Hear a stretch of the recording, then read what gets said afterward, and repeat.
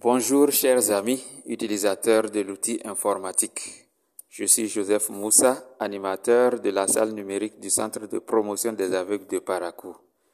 Aujourd'hui, je voudrais partager avec vous quelques astuces sur l'utilisation de la clé OTG. Alors, c'est quoi une clé OTG?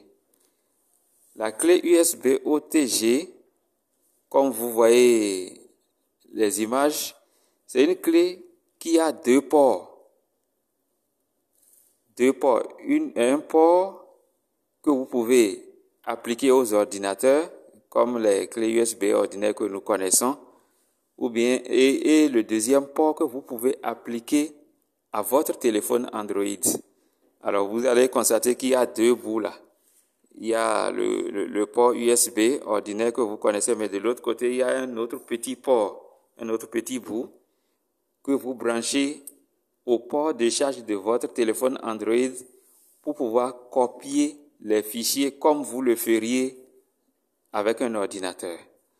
Alors, vous avez vu, cette clé, c'est la clé OTG.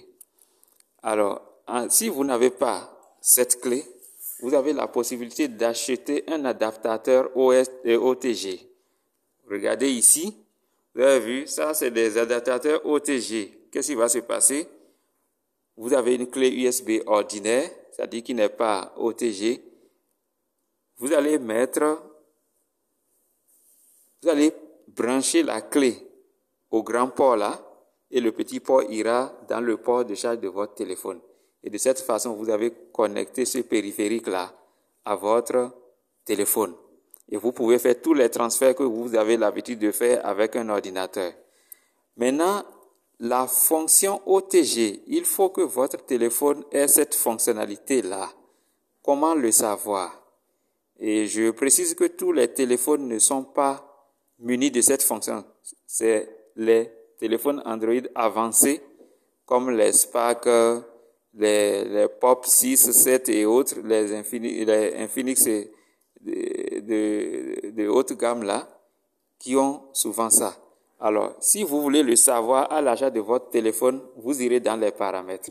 Alors, je vais passer par le panneau de configuration pour accéder aux paramètres, comme ici par exemple.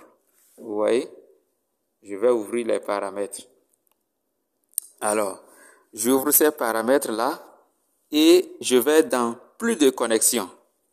D'accord? Et voilà les options que nous avons dans plus de connexion. Mais l'option qui nous intéresse le plus, c'est l'option OTG. Voilà ça. D'accord?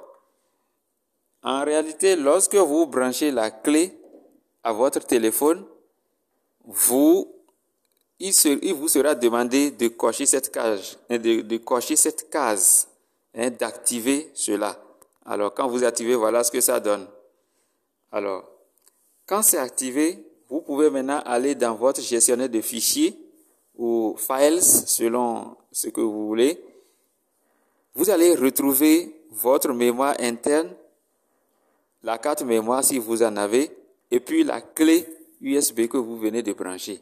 Et à partir de ce moment, vous pouvez faire des transferts de fichiers de votre téléphone à la clé ou vice-versa. Alors, après cette vidéo, je vais vous envoyer une autre qui vous montre le processus. Comment est-ce que ça se fait? Merci et de nous suivre. Agréable moment et bonne assimilation surtout.